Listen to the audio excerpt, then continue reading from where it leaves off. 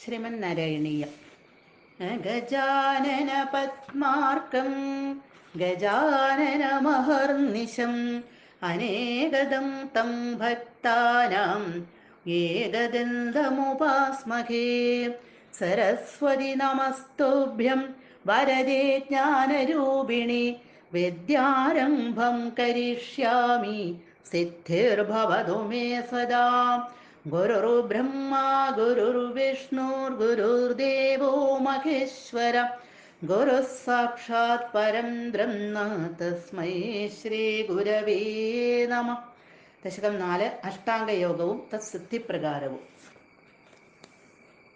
ശ്ലോകം 8. ഓം നമോ ഭഗവതേ വാസുദേവായ. ഇത്തമഭ്യസന നിർഭരോല്ലസത്വത്പരാത്മസുഖകൽപ്പിതോത്സവ മുക്തഭക്തകുലമൗലിതാം ഗതാ സഞ്ജരേമശുഗനാരദാദിവത്.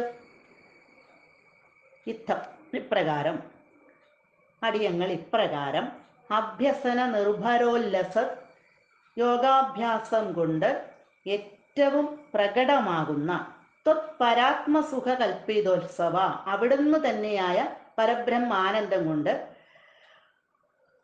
ഉണ്ടായ ഹർഷാതിരേകത്തോടു കൂടിയവരായി അടിയങ്ങൾ ഇപ്രകാരം ധ്യാനത്തിലിരുന്നു കൊണ്ട്, ധ്യാനത്തിനെ കുറിച്ച് പറഞ്ഞു.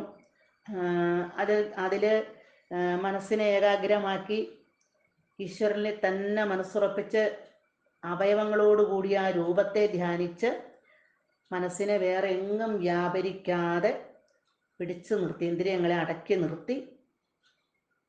അപ്പോൾ ആ ധ്യാനിക്കുന്ന രൂപം എന്ന് പറഞ്ഞാൽ ബ്രഹ്മം തന്നെയാണത്. ആ രൂപത്തിൽ തന്നെ ഉറച്ചു നിൽക്കുന്ന സമയത്ത് എന്തെങ്കിലും ഒരു ഭ്രംശം സംഭവിച്ചു പോയാൽ, ഒരു ചലനം സംഭവിച്ചു പോയാൽ വീണ്ടും ഈ രൂപത്തെ മനസ്സിലേക്ക് ഉറപ്പിച്ചു നിർത്തുന്ന ആ ധാരണ എന്ന ആ യോഗാംഗത്തിൽ നിന്ന് വീണ്ടും തുടങ്ങി ധ്യാനത്തിലേക്ക് എത്തി നിൽക്കണം.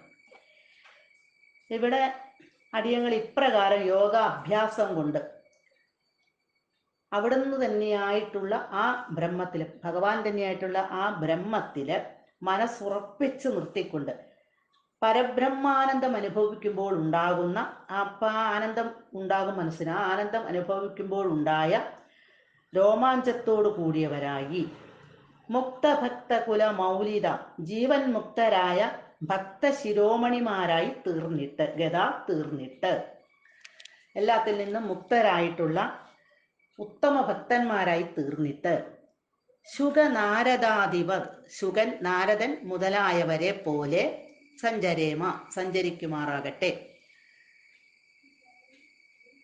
ഇവിടെ സമാധിയിലേക്ക് എത്തിച്ചേർന്നതിന് ശേഷം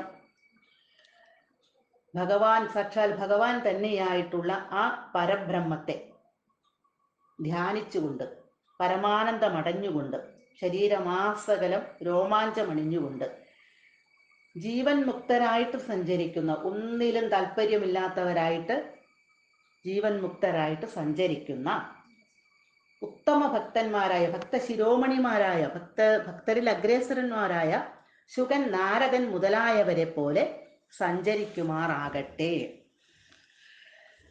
യോഗാഭ്യാസം കൊണ്ട് ഭഗവാന്റെ പരബ്രഹ്മാനന്ദമാകുന്ന സുഖോത്സവത്തില് മുഴുകി ജീവൻ മുക്തരായി ഭക്തശിരോമണികളായി തീർന്ന് ശുഗനെയും നാരദനെയും പോലെ സഞ്ചരിക്കാൻ ഭക്തർക്ക് ഇടവരട്ടെ എന്നാണ് ഈ ശ്ലോകത്തിൽ പറയണത്. അതിനിട വരണമേ എന്നുള്ള പ്രാർത്ഥനയോടുകൂടി ഈ ശ്ലോകം തീരുന്നു. സർവത്ര ഗോവിന്ദ നാമ സങ്കീർത്തനം. ഗോവിന്ദ ഗോവിന്ദ.